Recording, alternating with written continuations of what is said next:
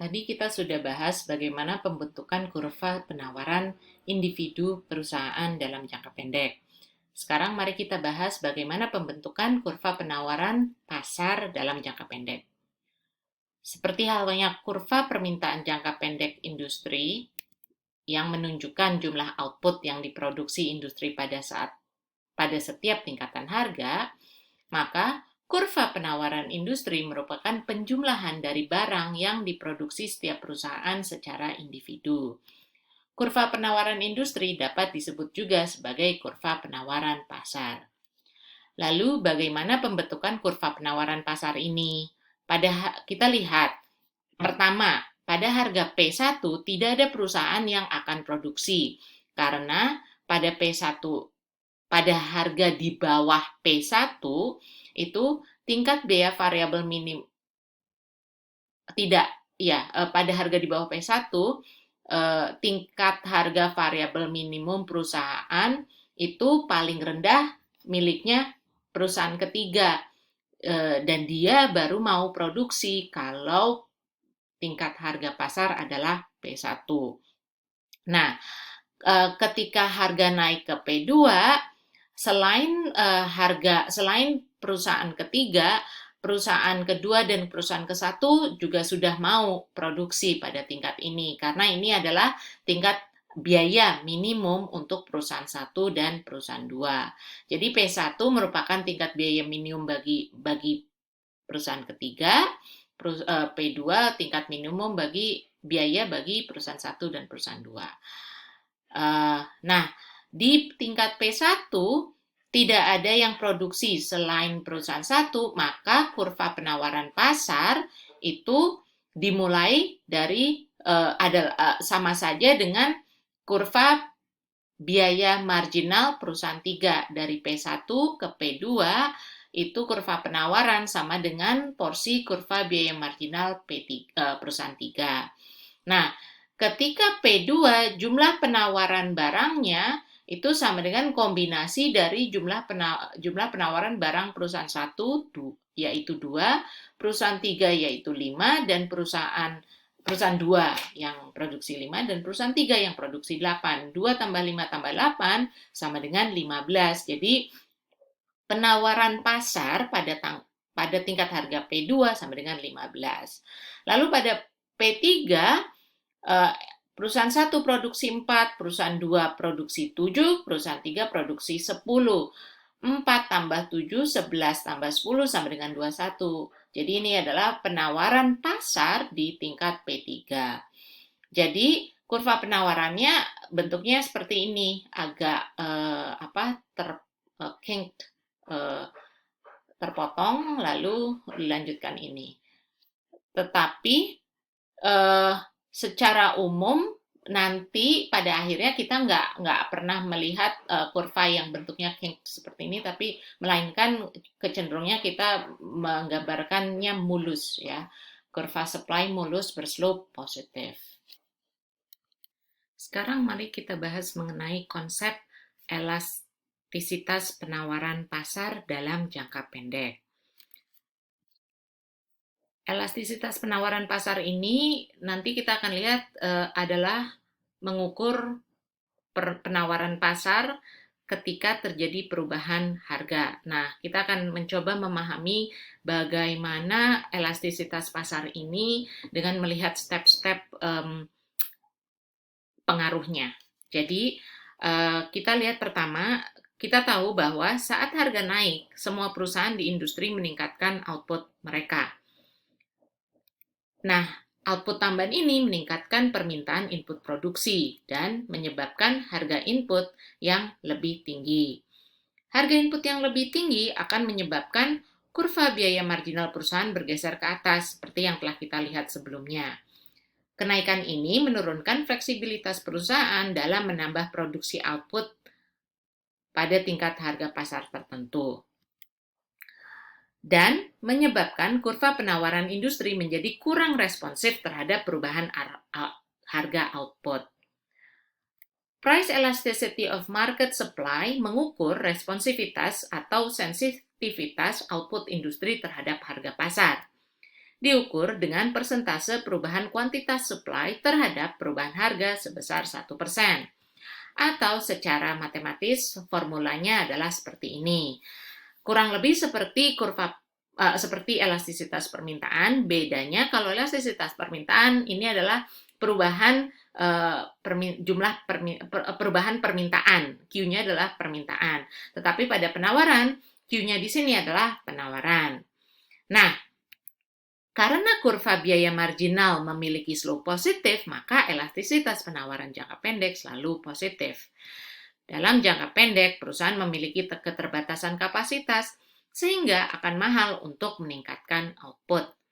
Jadi, ketika biaya marginal meningkat dengan cepat sebagai respon terhadap peningkatan output, elastisitas penawaran menjadi rendah. Tetapi ketika biaya marginal meningkat perlahan sebagai respons terhadap peningkatan output, penawaran relatif elastis. Dalam kasus ini, kenaikan harga yang lebih kecil mendorong perusahaan untuk memproduksi lebih banyak. Di satu sisi ekstrim adalah kasus pasokan yang tidak elastis sempurna, yang muncul ketika pabrik dan peralatan industri digunakan sepenuhnya, sehingga hasil yang lebih besar hanya dapat dicapai jika pabrik baru dibangun, karena hal ini baru akan berlangsung dalam jangka panjang. Dengan kata lain, berapapun perubahan P, produksi tidak berubah. Baru akan berubah kalau setelah sekian lama. Tapi dalam jangka pendek dia tidak akan berubah. Di sisi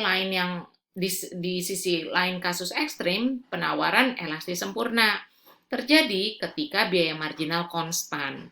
Jadi ketika P berubah, produksi dapat berubah mengikuti perubahan P.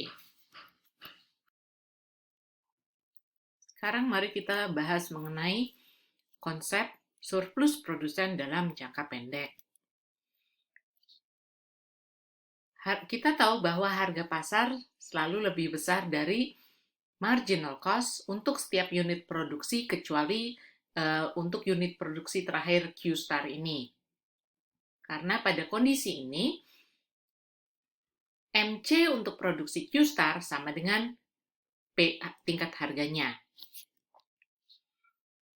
Seperti analisa consumer surplus dan harga, maka producer surplus juga merupakan area antara harga pasar dengan marginal cost-nya. Sebab kita tahu bahwa marginal cost ini adalah kurva penawaran. Jadi producer surplus sama dengan konsep consumer surplus. Kalau consumer surplus kan kita tahu adalah jarak antara tingkat harga dengan area di bawah kurva demand. Nah, kalau producer surplus, tingkat harga dengan area di atas kurva supply. Dalam hal ini adalah kurva marginal cost. Nah, surplus produsen dapat juga didefinisikan sebagai perbedaan antara pendapatan perusahaan dengan biaya variabel total. Maksudnya apa? Kita kembali pada persamaan total cost yang merupakan penjumlahan dari variable cost dan fixed cost. Nah, sekarang kita ingin tahu bahwa MC adalah kita ingin tahu bagaimana hubungan MC dengan variable cost ini. Nah, kita tahu definisinya bahwa MC adalah biaya tambahan setiap produksi satu unit tambahan dan fixed cost akan selalu sama.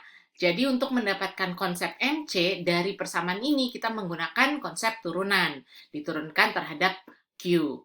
Nah, kita tahu delta TC per delta Q sama dengan MC. Dan kita tahu juga delta FC per delta Q akan selalu 0. Kenapa? Karena kalau quantity berubah, maka perubahan fixed cost sama dengan 0. Sebab fixed cost akan selalu sama pada setiap tingkatan output yang diproduksi. Akhirnya karena ini 0 dan ini adalah MC, jadi kita dapat MC sama dengan delta VC per delta Q atau